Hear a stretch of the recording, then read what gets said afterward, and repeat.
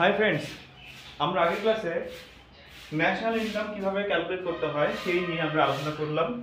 তো সেই টপিকটা শুরু করার জন্য আমরা তিনটে ইম্পর্টেন্ট টার্ম সম্বন্ধে আলোচনা করেছি। তো এই ক্লাসেও আমরা আরও 3-4টে টার্ম নিয়ে আলোচনা করব। আগের ক্লাসে আমরা ডিপ্রিসিয়েশন নিয়ে একটা টার্ম নিয়ে আলোচনা করলাম, তো সেখানে আমরা আরও 2-3টে ইনফরমেশন দিতে আমি ভুলে গেছি। তো প্রথম ইনফরমেশন হচ্ছে কি যে ডিপ্রিসিয়েশনের আরেকটা নাম আছে, সেটা হচ্ছে consumption of fixed capital. Consumption of fixed capital অর্থাৎ হচ্ছে কি, মনে করো তোমার কাছে 100 টাকা আছে বা আমার কাছে 100 টাকা আছে বা কোনো একটা দেশের 100 টাকা আছে বা রুপিজ আছে, সেটা নিজে খরচ করে সে নিজেই খেয়ে নিল। ধরো সেটা সেটা এগ্রিকালচারাল প্রোডাক্ট হতে পারে, সেটা ধান গম চাল যাই হোক না কেন, সে কিনে সে হচ্ছে কি খেয়ে নিল। তাহলে কি, তার মানে কি 100 টাকা ছিল, 10 টাকা সে খেয়ে নিল, তো বাকি দিল কত, 90 টাকা।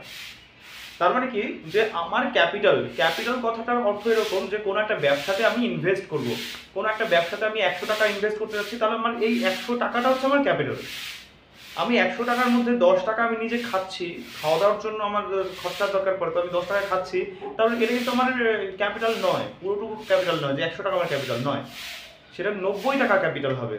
আর 10 টাকা হচ্ছে কি যে কনজাম্পশন হলো, আমি খেয়ে নিলাম, আমি কনজিউম করলাম, কনজাম্পশন অফ ফিক্সড ক্যাপিটাল। 100 টাকা আমার ফিক্সড ছিল, তার মধ্যে 10 টাকা আমার গেল। তো এই ডিপ্রিসিয়েশনকে আমরা এইভাবে বলতে পারি যে কনজাম্পশন অফ ফিক্সড ক্যাপিটাল। আরেকটা নাম দেওয়া যায় এর, depreciation equal to replacement cost of fixed factor. Replacement cost, আমি রিপ্লেস করে দিলাম, আমার 10 বস্তা ধান ছিল, এক বস্তার দাম 10 রুপি, আমি এটাকে রিপ্লেস করে দিলাম। এভাবে তুমি ভাবো।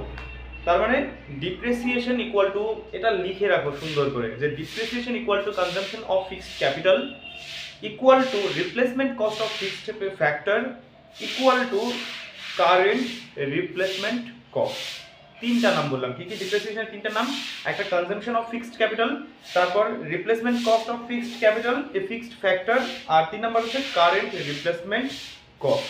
ঠিক আছে, তার মানে আমরা আমাদের ঝুড়িতে 3টে টার্ম রইলো, একটা হচ্ছে কি গ্রস, একটা ডিপ্রিসিয়েশন, আর একটা হচ্ছে যে নেট। তো এই ক্লাসে আমরা করতে যাচ্ছি আরো 3টে টার্ম, সেটা হচ্ছে ডোমেস্টিক NFIA, আর একটা হচ্ছে ন্যাশনাল। চলো এটার অর্থ আমরা বোঝার চেষ্টা করি।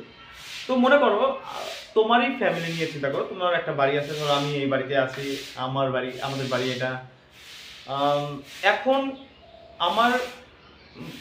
আমাদের বাড়িতে কতটুকু টাকার সম্পদ আছে, মনে করো এই ল্যান্ড, আমি যে ল্যান্ডের উপর বাড়িটা করা হয়েছে সেই ল্যান্ডের দাম 100 টাকা। তারপর এই ল্যান্ডের উপর বাড়ি করতে গিয়ে মনে করো 100 টাকা খরচা হয়েছে, তবে টোটাল খরচ কত হলো, 200 টাকা আছে। এছাড়াও চাল ডাল আসবাবপত্র সব কিছু মিলিয়ে ধরলাম আরও 20 টাকা আছে, তাহলে টোটাল কত হলো, 220 টাকা হলো। তবে এটা হচ্ছে কি আমাদের বাড়িতে সে মানে কি বিভিন্ন গয়না থেকে শুরু করে, তারপর বিভিন্ন জামা কাপড় আসবাবপত্র বাড়ি ল্যান্ড সব মিলে আমি ধরলাম, সব যাবতীয় যা আছে সব মিলে এই মুহূর্তে 250 টাকা আছে।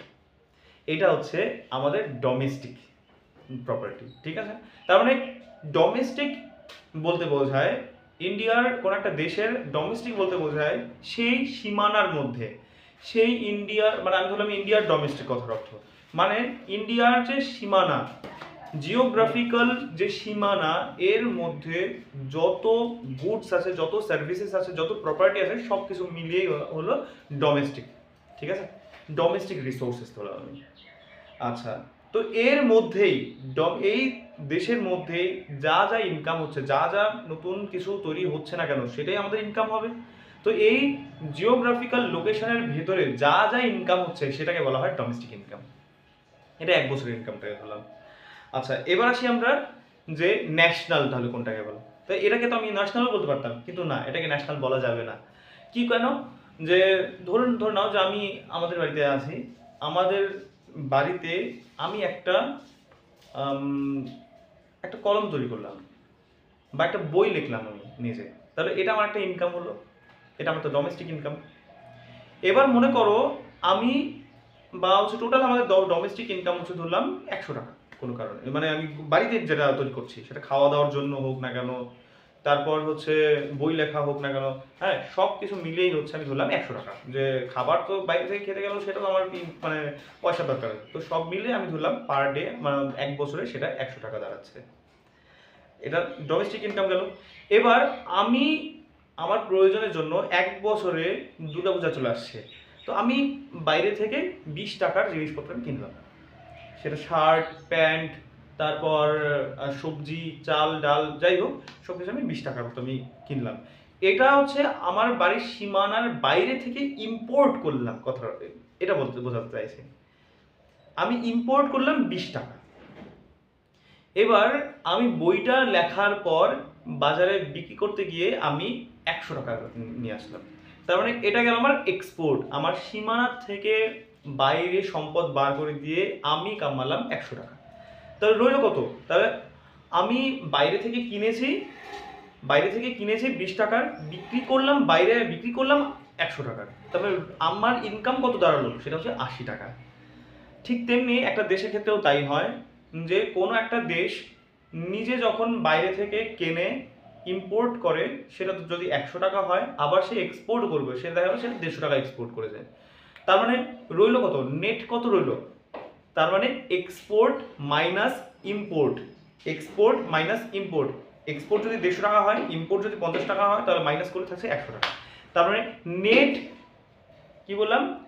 নেট আমার এক্সপোর্ট কত দাঁড়ালো? সেটা হচ্ছে 100 টাকা দাঁড়ালো। তো NFIA এটার অর্থ হচ্ছে যে কোনো একটা দেশ 1 বছরে টোটাল এক্সপোর্ট ইম্পোর্ট করার পর যে টাকা কামাচ্ছে সেটাকে বলা হয় NFIA। এটার ফুল ফর্ম হচ্ছে net factor income from abroad. তার অর্থ NFIA ইকুয়াল টু কি হবে? Export factor income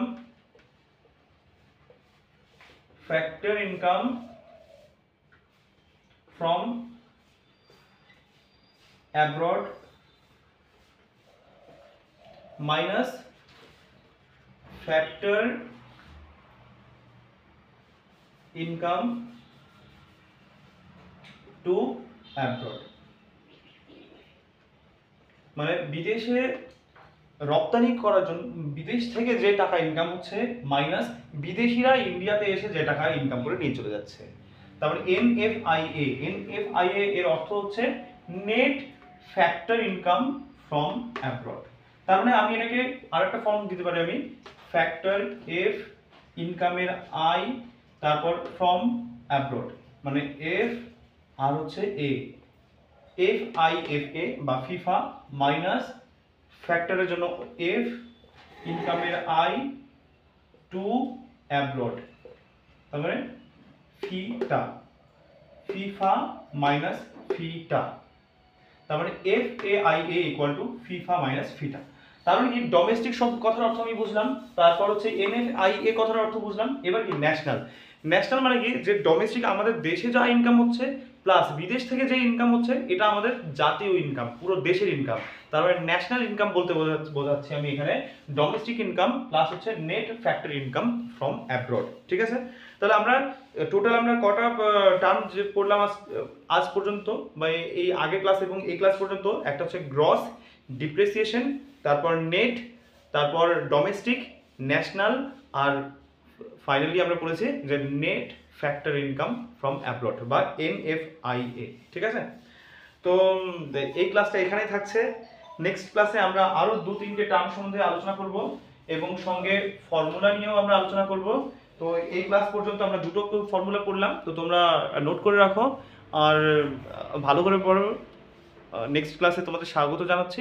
all the best, by.